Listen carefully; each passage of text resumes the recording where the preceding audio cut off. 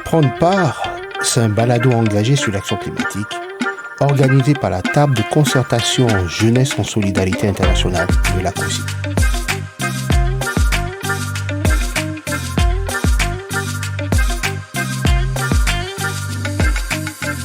Bonjour et bienvenue à toutes et à tous. Je m'appelle Sandrine Elie et je suis enthousiaste à l'idée de vous accompagner dans cette deuxième saison de Prendre part, dans laquelle nous allons aborder la souveraineté alimentaire, comment cultiver nos droits. Dans cet épisode, je vais échanger avec Noémie Lefrançois. Tu es diplômée en politique appliquée de l'environnement. Tu as participé virtuellement à la COP26 de Glasgow. Et en 2023, tu étais parmi notre délégation jeunesse de la COSI pour la COP28 à Dubaï. C'était une opportunité extraordinaire que tu me disais pour toi d'amplifier la voix des plus vulnérables au changement climatique à travers le plaidoyer en faveur de leur droit à la réparation, des préjudices et les expériences que tu as eues au Sud aussi à travers d'autres expériences de coopération dont tu vas nous parler.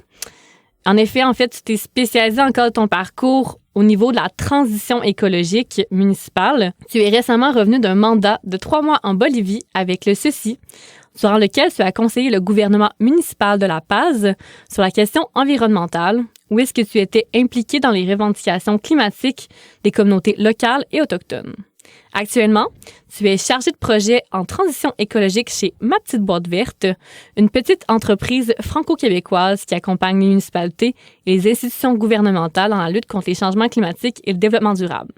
Bonjour Noémie, je me sens vraiment privilégiée de t'avoir avec moi en studio aujourd'hui. Bonjour à vous, je suis vraiment contente d'être là moi aussi. Donc, avant de se lancer dans toutes nos grandes questions, j'aime bien toujours avoir l'opportunité d'échanger sur une note un peu plus personnelle. Puis, lorsqu'on discutait, tu m'avais parlé d'un livre, L'éco-Sophie ou la sagesse de la nature de Serge Mongeau. Et puis, en fait, je veux savoir qu'est-ce qui t'avait touché dans cette lecture-là? Pourquoi est-ce que tu m'en avais parlé? Oui, donc je dirais écosophie, juste à ne pas confondre avec l'éco-sophie parce que c'est comme la philosophie. Pardon. Donc, c'est vraiment dans le sens d'une philosophie de la nature. Puis vraiment, ce livre-là, pour moi, ça a été une façon un peu de prendre conscience de l'interdépendance entre la santé humaine et la santé de la nature. Donc, des fois, je pense qu'on se sent beaucoup trop déconnecté de cette nature-là maintenant en 2023. Puis, c'est important de reprendre conscience qu'on fait partie intégrante de la nature. Puis vraiment, ce livre-là, pour moi, ça a été une révélation à ce niveau-là. Puis, justement, lançons-nous dans le sujet des conséquences des changements climatiques. Dans le cas de cet épisode-là, on voulait plus particulièrement justement prendre le temps de se poser sur le portrait de la Bolivie, dans lequel justement tu as eu l'occasion de te spécialiser, puis de voir concrètement c'est quoi la situation, c'est quoi les conséquences des changements climatiques en ce moment en Bolivie. Oui, ben moi, dans le fond, je suis allée en Bolivie cet été, donc plus particulièrement de juillet à octobre. Puis, cette période-là, c'est la période sèche dans la région de La Paz où j'étais parce que il y a vraiment une très grande diversité climatique en Bolivie. Donc, il y a vraiment des régions qui sont très en altitude, comme la capitale, La Paz. Puis, il y a d'autres régions, au contraire, que c'est la forêt amazonienne, c'est vraiment au niveau de la mer. Donc, d'un endroit à l'autre, c'est vraiment très, très changeant, le climat. Mais moi, dans la région où j'étais, justement, dans une période où il n'y a pas de pluie. Donc, je pense que cette période-là s'étend, si je ne me trompe pas, de environ mars jusqu'à novembre. Donc, c'est très rare qu'il pleut. Puis, on voit vraiment la problématique autour de la pénurie d'eau. Le peuple bolivien a énormément peur de manquer d'eau parce que c'est déjà arrivé dans le passé. En novembre 2016, il y a eu la plus importante pénurie dans la ville de La Paz depuis 25 ans, qui est devenue une crise hydrique. Donc, vraiment, les gens n'avaient pas accès à l'eau pendant plusieurs heures dans la journée, voire pendant des jours parfois. Donc, ça, je dirais que la pénurie d'eau, c'est vraiment quelque chose qui est très flagrant. Je le voyais là, quand on arrivait vers la fin septembre, début octobre. Aussitôt qu'il y avait une petite pluie, les gens étaient tellement contents. C'était vraiment presque la danse de la pluie, là. Donc, c'est triste de voir à quel point ça devient rare, cette ressource-là. Puis, c'est là qu'on se rend compte aussi de l'importance que ça a pour tout le monde. Puis, il y a aussi les phénomènes du réchauffement climatique puis de l'augmentation démographique qui entrent en ligne de compte parce que ça a une grosse pression justement sur la ressource en eau. Donc, c'est là encore là qu'on voit que tout peut être bouleversé. C'est pas seulement parce qu'on manque d'eau une année que l'année suivante, ça va être pareil, mais ça peut s'aggraver de plus en plus. Puis, lorsqu'on parle de pénurie d'eau, ben on sait que ça rime aussi avec risque pour la souveraineté alimentaire. Donc, dans les régions rurales, le manque d'eau et la hausse des températures, ça frappe de plein fouet les cultures agricoles traditionnelles. Donc, c'est vraiment très insécurisant pour les peuples qui sont parfois très pauvres et qui n'ont pas accès à la nourriture qu'on importe. Donc, c'est vraiment important pour eux de garder leur souveraineté alimentaire. Puis, je dirais aussi, comme partout dans le monde, les catastrophes naturelles sont de plus en plus fréquentes, de plus en plus intenses en Bolivie. Donc, il y a des sécheresses, il y a des inondations, il y a l'augmentation des feux de forêt. Cette année, on l'a vraiment vu. Là, dès que je suis partie au mois d'octobre, il y a eu des gros feux de forêt qui sont arrivés. Et il y a aussi la propagation de maladies, là, comme un peu partout dans le monde.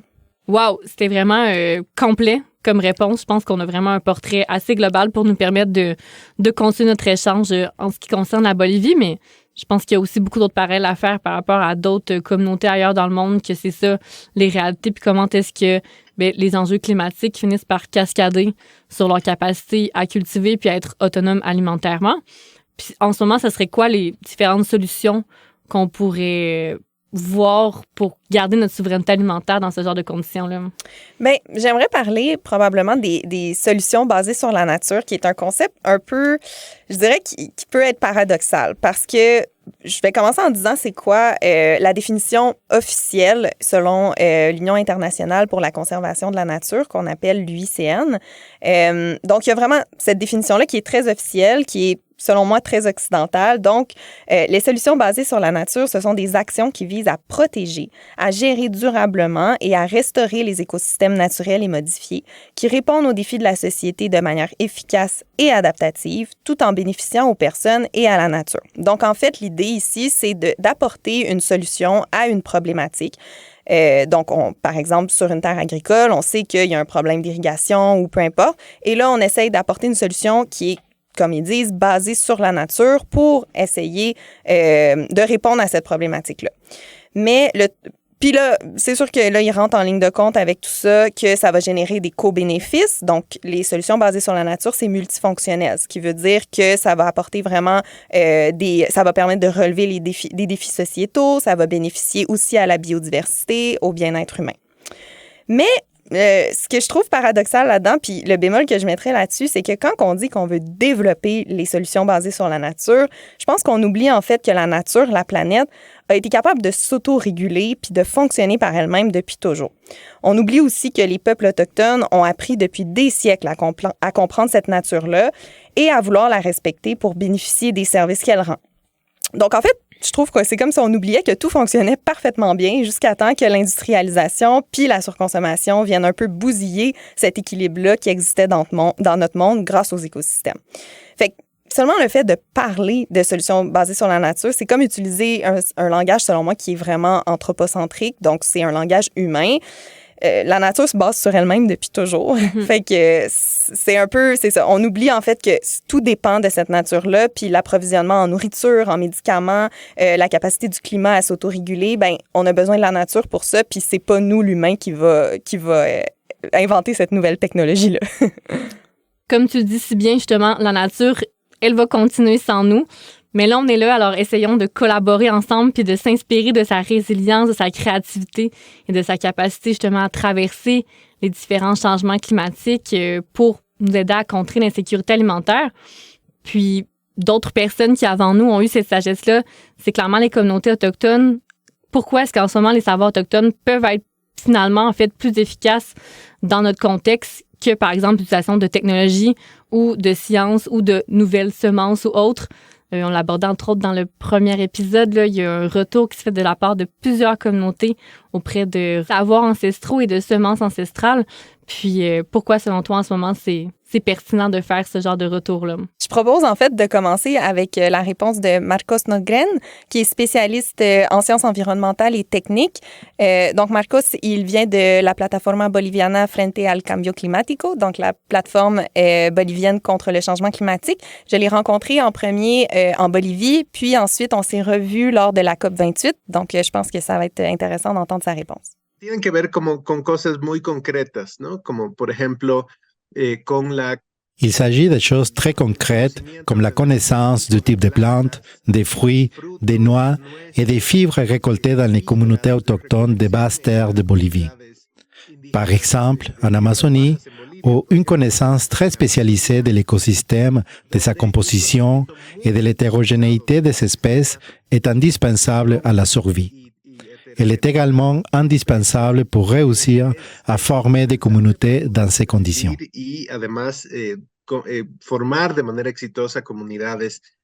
De même, les savoirs des agriculteurs des hauts plateaux andins ou la connaissance de la culture, de la sélection des patates, du quinoa, de l'amarante, ainsi qu'un ensemble de produits agricoles domestiqués dans la région, est un élément central du savoir autochtone.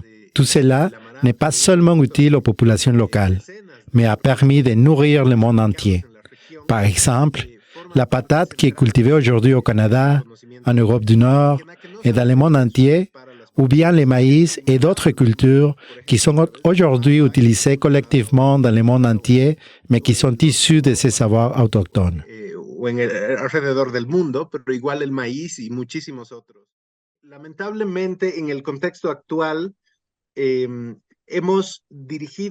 Malheureusement, dans le contexte actuel, le débat mondial s'est beaucoup orienté, comme nous l'avons vu lors de la dernière COP Climat, vers les attentes du monde moderne à l'égard des technologies. Nous avons d'énormes attentes.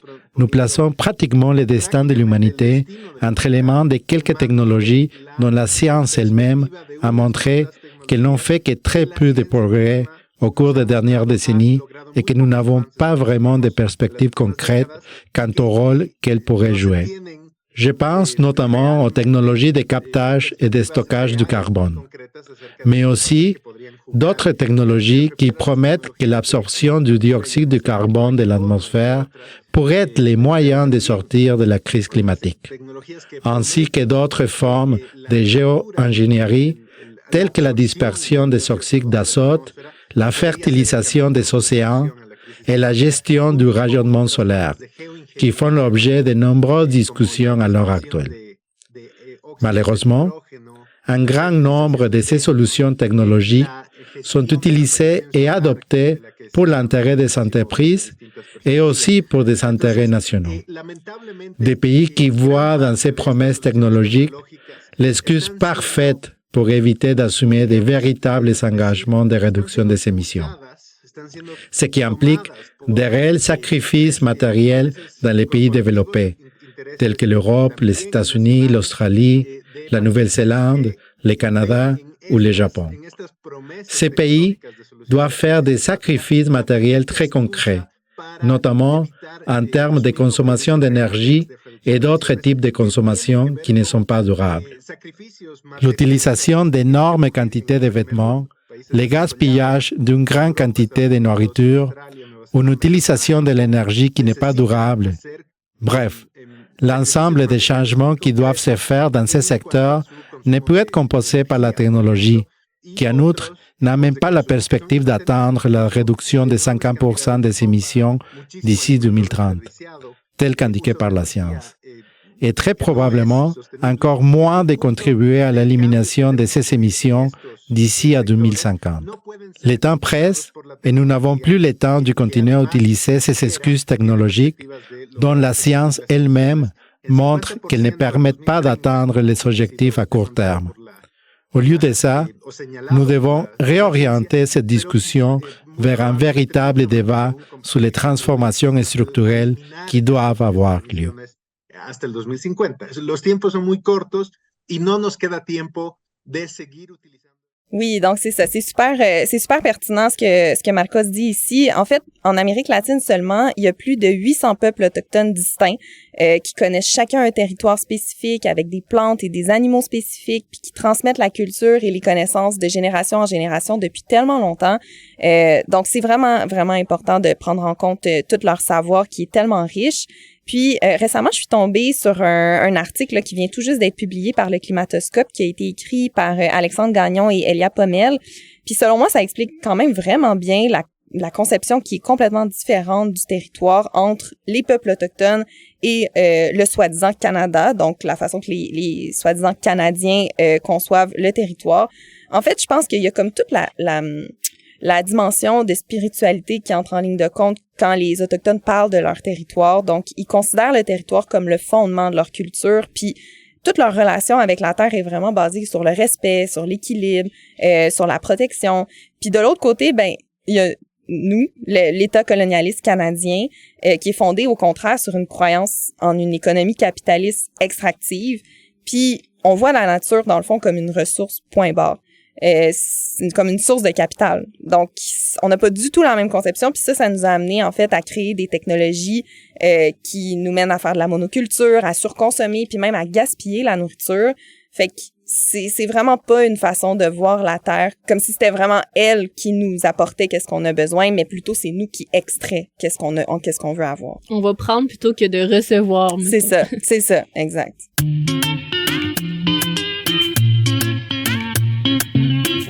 Qu'est-ce que le développement durable selon les membres de l'ACOSI ? Il existe des visions alternatives du développement durable qui se rapprochent de ces principes de base. Par exemple, certaines et certains promeuvent un développement à la fois soutenable et viable pour toutes et tous. Parler de soutenabilité plutôt que de durabilité met l'accent sur une forme de développement qui doit pouvoir être supportée par l'environnement et à perpétuité. L'ajout du vocable viable rencontre des impératifs de qualité de vie et d'équité qui doivent être au centre de toutes initiatives de développement. Comme autre alternative au développement durable, il existe le modèle du buen vivir, ou sumak kawsay en quechua, qui a émergé en Amérique latine, en particulier de la Bolivie et de l'Équateur, et qui gagne de plus en plus en popularité. Le buen vivir est un projet politique qui rompt avec la logique capitaliste extractiviste axée sur le progrès et la modernité. Il met plutôt l'accent sur la relation de dépendance mutuelle entre l'humanité et l'environnement. Le modèle du buen vivir repose sur une logique de coopération capable de combiner les intérêts nationaux, de la communauté globale et de la nature. Pour réaliser le buen vivir, les politiques et les initiatives de coopération et de solidarité internationale doivent valoriser les savoirs ancestraux autochtones et s'appuyer sur des conceptions pré-capitalistes de la nature fondées sur la soutenabilité et la réciprocité. Cette définition est tirée du lexique de la solidarité internationale développé par l'ACOSI dans une perspective de décolonisation des savoirs.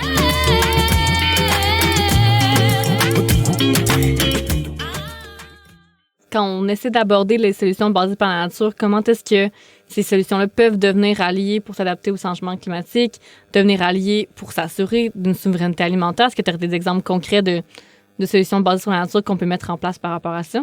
Oui. Bien, il y en a vraiment plusieurs, là. Donc, c'est sûr que chaque contexte est différent, donc chaque solution est différente.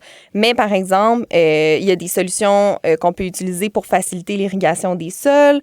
Il y en a d'autres que c'est pour lutter contre les insectes ravageurs, pour restaurer les terres, pour faciliter le travail aussi des pollinisateurs. Donc, on peut faire, par exemple, des corridors écologiques qui vont nous aider à avoir plus de biodiversité sur notre terre agricole. Donc, c'est toute vraiment une façon de cultiver qui est en phase avec la nature. Puis, dans un rapport de la FAO, qui est, dans le fond, l'Organisation des Nations Unies pour l'alimentation et l'agriculture, on met vraiment en lumière le fait que ces solutions-là, ils ont des co-bénéfices qui sont importants. Puis ça, je tiens vraiment à le souligner parce que les technologies, en fait, ça répond à un besoin, c'est tout. Ça vient juste dire, on a de la misère à irriguer notre sol. Ben voilà une solution d'irrigation. Mais les solutions basées sur la nature, elles, permettent d'augmenter notre résilience face au changement climatique, mais en même temps, souvent, elles permettent aussi de réduire les émissions de GES, d'absorber plus de carbone dans les sols, de valoriser la nature. Puis ça profite aux communautés locales parce que ça apporte une certaine santé sur la terre, puis ça apporte plus de services écosystémiques qui font en sorte que la qualité de l'air est bonne, la qualité de l'eau est bonne, ça coûte moins cher à produire, puis tout ça parce qu'on n'a pas besoin de technologies coûteuses. Fait qu'il y a vraiment toutes sortes de solutions qu'on peut utiliser comme ça qui sont excellentes, là. Dans son intervention, Marcos l'aborde un peu, mais il y a toutes sortes d'attentes puis d'issues qu'on peut espérer de la COP. Puis je lui demandais, lors de votre passage ou de celui de Marcos, est-ce que vous avez eu l'occasion de revendiquer certains points en lien avec ce qu'on vient d'aborder? Oui, mais en fait, moi, avant de partir de la Bolivie, je savais que j'irais à la COP28. Puis, je suis rentrée en contact avec Marcos, justement, pour avoir une idée un peu des revendications principales de la Bolivie. à la COP. Et puis, justement, on a discuté en fait du fait que la Bolivie subit vraiment une certaine commercialisation de la nature sur son territoire parce que les pays des Nord qui compensent leurs émissions de gaz à effet de serre avec des supposés crédits carbone, ce que ça a comme répercussion en fait, c'est que ensuite on tente de conserver des milieux naturels dans des pays des Sud, comme c'est le cas en Bolivie. Puis, en faisant ça, en fait, c'est que au lieu d'avoir des effets positifs sur le pays, au contraire, ça limite souvent le pouvoir d'action des peuples autochtones qui sont sur ces milieux naturels-là, qui sont souvent très en lien avec les forêts, avec tous les cours d'eau et tout ça. Ça vient vraiment limiter qu'est-ce qu'ils peuvent faire ensuite parce qu'il y a eu des crédits carbone qui ont été vendus, puis ça a occasionné une conservation. Et donc, Marcos m'avait tout expliqué ça, puis lui, il disait que vraiment, au lieu de pousser pour avoir des marchés du carbone un peu partout à l'international, au contraire, la Bolivie revendiquait d'avoir des solutions non fondées sur le marché, puis d'avoir des façons beaucoup plus en phase avec la nature de absorber des gaz à effet de serre et tout ça. Donc, on en avait discuté avant que je quitte, puis une fois rendu à la COP28, vraiment, là, ça a été un sujet que j'ai souvent entendu parler, comme quoi on liait un peu la biodiversité aux émissions de gaz à effet de serre, puis ça n'avait pas toujours juste des effets positifs. Donc, c'est vraiment quelque chose qu'il faut continuer de pousser. Puis j'ai vu justement dans les textes de la COP que la Bolivie poussait pour cette revendication-là. Donc, j'étais bien contente d'être au courant puis de pouvoir moi aussi le pousser là, dans les différents événements auxquels j'ai assisté. C'est super intéressant. Puis, je dois t'avouer que quand je préparais l'épisode, j'avançais puis je ne pouvais pas te laisser filer sans profiter, en fait, de l'expertise que tu as par rapport à la situation ici au Québec. Je me demandais justement qu'est-ce que les municipalités québécoises doivent faire actuellement en réaction au changement climatique, qu'est-ce qu'elles peuvent faire comme mesure d'atténuation à mettre en place, en fait, actuellement. Bien, je dirais, pour faire peut-être un parallèle justement avec les communautés autochtones, bien que ce soit vraiment complètement différent, là, mais les municipalités, ça reste que c'est des gouvernements de proximité au Québec, puis elles ont quand même beaucoup de leviers d'action là, pour pouvoir agir, fait que, parce qu'elles sont proches de leur population, c'est le palier de gouvernement qui est le plus proche des citoyens. Donc, elles peuvent vraiment agir là, autant au niveau de la réduction des GES que de l'adaptation au changement climatique parce qu'elles connaissent les pollutions, les nuisances, elles connaissent leur territoire, elles connaissent leurs citoyens. Donc, c'est vraiment plus facile pour elles d'agir concrètement. Mais par contre, ce qu'il faut faire un peu attention avec ça, c'est une certaine promesse de résilience derrière le mot adaptation. Ça ne veut pas dire que parce qu'on s'adapte, qu'après ça, tout va bien aller, puis les changements climatiques, dans le fond, il n'y a pas de problème à avoir là. Fait que non, les changements climatiques, ça nécessite de s'adapter, c'est sûr.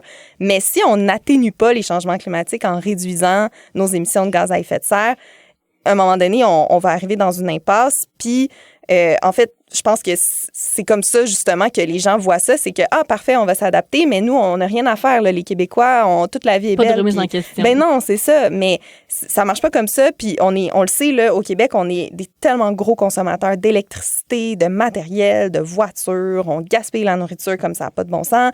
Fait qu'il faut réduire à quelque part parce que sinon, s'adapter à un moment donné, ça aura juste plus de sens. Puis il va avoir une fin à ça. Fait qu'il faut travailler aussi sur nos habitudes au quotidien.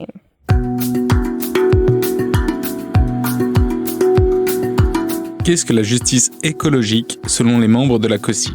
La justice écologique célèbre l'interconnexion et l'interdépendance entre tous les êtres. Elle reconnaît la responsabilité que nous avons en tant qu'êtres humains de coexister dans l'harmonie pour le bien-être de la communauté planétaire. La justice écologique met de l'avant la dignité humaine et le développement d'économies durables dans la justice pour tous et toutes au sein d'un monde où les ressources sont limitées. Elle se fonde également sur le fait que les systèmes économiques, sociaux et politiques dominants ont favorisé les populations des pays du Nord, qui en sont encore aujourd'hui les principales bénéficiaires. Ces systèmes ont entraîné l'épuisement de la diversité écologique de la Terre, la destruction de ses écosystèmes, la pollution du sol, de la mer et de l'air, l'extinction de nombreuses espèces et les changements climatiques. Ce sont les populations des pays du Sud qui ressentent le plus durement les retombées de ces phénomènes, elles qui en sont pourtant le moins responsables. Cette définition est tirée du lexique de la solidarité internationale développé par la COSI dans une perspective de décolonisation des savoirs.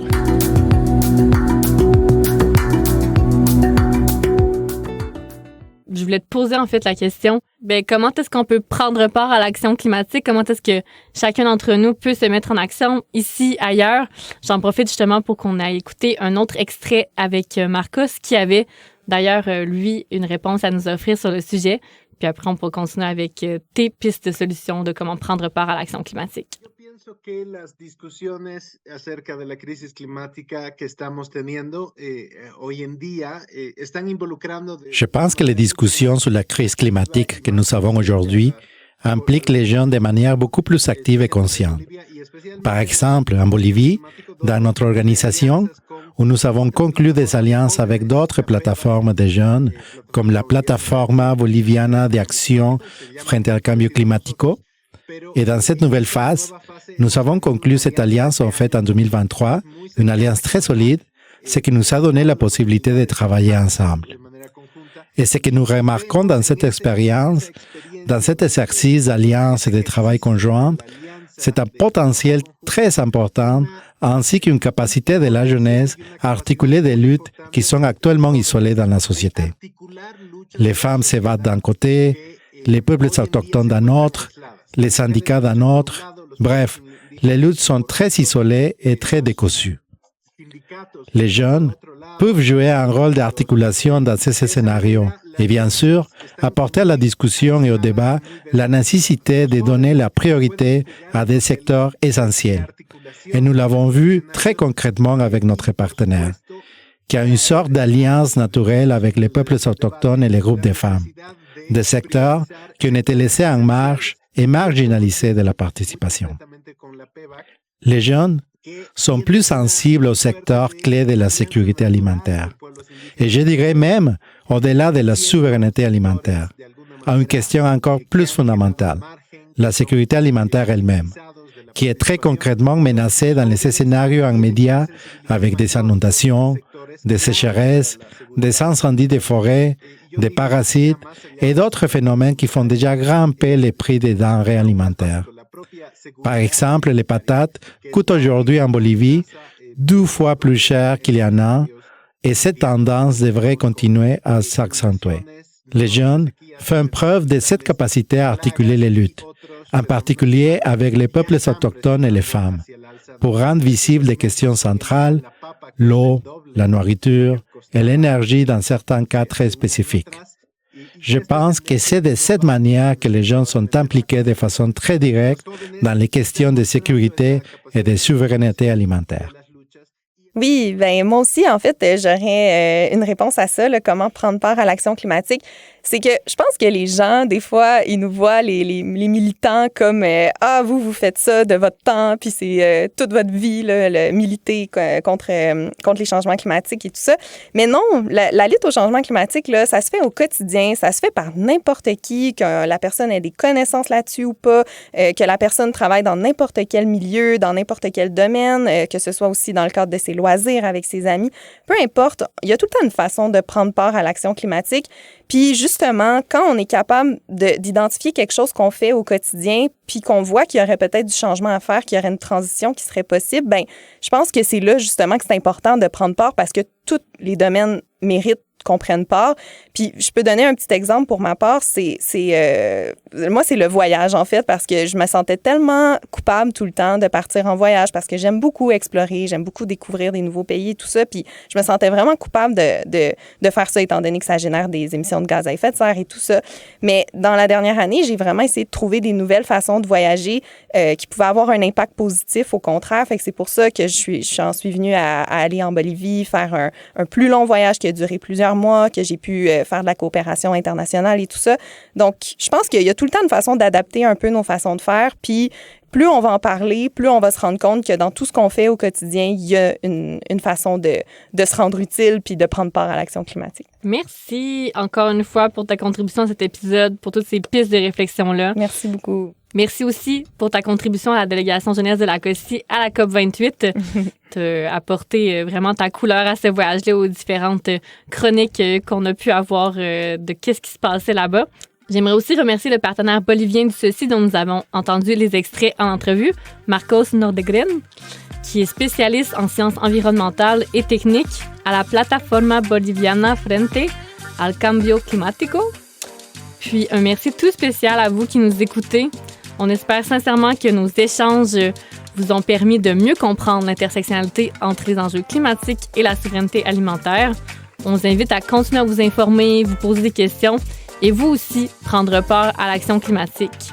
C'était Sandrine Elie pour la table de concertation jeunesse en solidarité internationale. On vous remercie de nous avoir accompagnés à travers cette belle rencontre. Ce balado est rendu possible grâce à la table de concertation jeunesse en solidarité internationale de la COSI, SCO et le CECI. Un merci tout spécial au studio CISM pour le montage de cet épisode. Et pour en savoir plus, on se retrouve sur nos différents médias sociaux.